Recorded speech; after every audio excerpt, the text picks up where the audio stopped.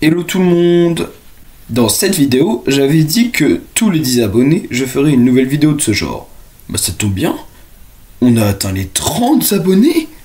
Les 30 ? C'est passé tellement vite que la semaine dernière, j'avais mis un sondage en ligne pour quel serait votre sujet de vidéo qui vous intéresserait. Bah ça va devoir attendre une semaine en plus, ça vous donne une semaine de plus pour répondre. Parce qu'aujourd'hui, on fait 7 vidéos. Donc, pour vous rappeler le principe pour ceux qui n'étaient pas là, 6 animaux complètement aléatoires. Donc, pour les mammifères, on commence avec le desman russe.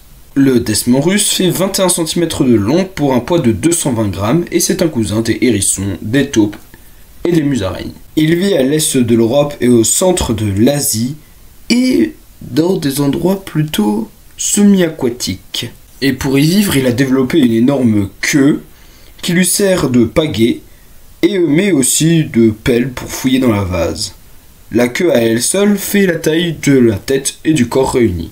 On passe aux oiseaux avec l'huîtrier pie. Cet oiseau relativement répandu vit en Europe, en Afrique et en Asie, sur les côtes et dans les rivières. D'une longueur de 42 cm pour un poids de 540 grammes, cet oiseau se nourrit de vers marins et, comme son nom l'indique, de coquillages. Pour ces derniers, il a plusieurs techniques. Soit il infiltre son bec dans l'interstice des deux coquilles pour l'ouvrir, soit il les attrape et les fracasse contre des cailloux avec toute la rage qu'il a. Voilà. Après ce magnifique fanart de cailloux, nous allons passer au reptile avec la tortue fuisseuse. Cette tortue vit au sud-ouest des États-Unis et au nord-ouest du Mexique. Elle a donc très peu de nourriture, à savoir des cactus, de l'herbe et des insectes, et c'est tout. Longue de 36 cm, elle fuit la chaleur du jour en creusant des trous grâce à ses pattes antérieures en forme de pelle et ne sort que la nuit, aux faveurs de la fraîcheur. Sa vie de noctambule peut durer plus de 50 ans, mais elle est menacée par les activités humaines. Et pour l'amphibien, nous avons un autre animal fortement menacé par l'homme, la dendrobate de Lehmann. Longue de 3 cm, elle vit sur les sols forestiers et les petits arbustes de Colombie. Mais la superficie de cet habitat ne cesse de rapetissir. Plus que 10 km² à une altitude de 850 à 1200 mètres, où vivent quelques groupes de dendrobates Lehmann, complètement dispersés, sans contact entre eux.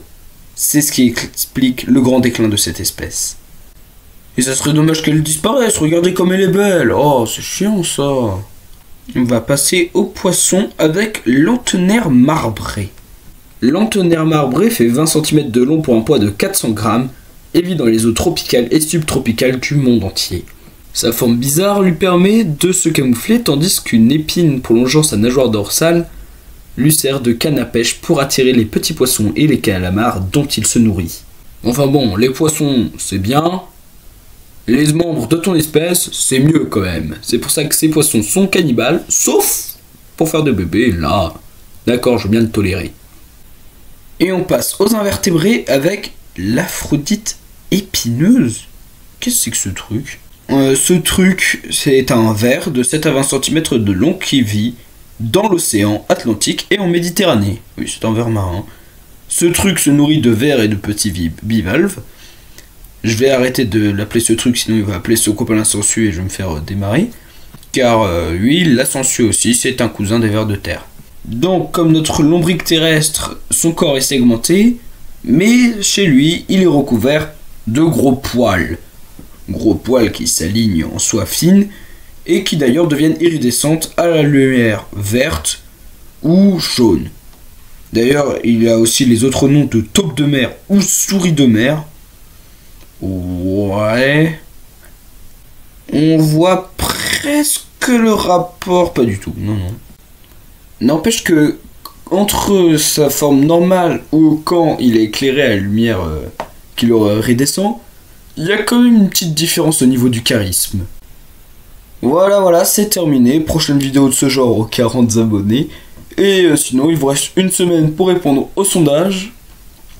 Alors, à la prochaine!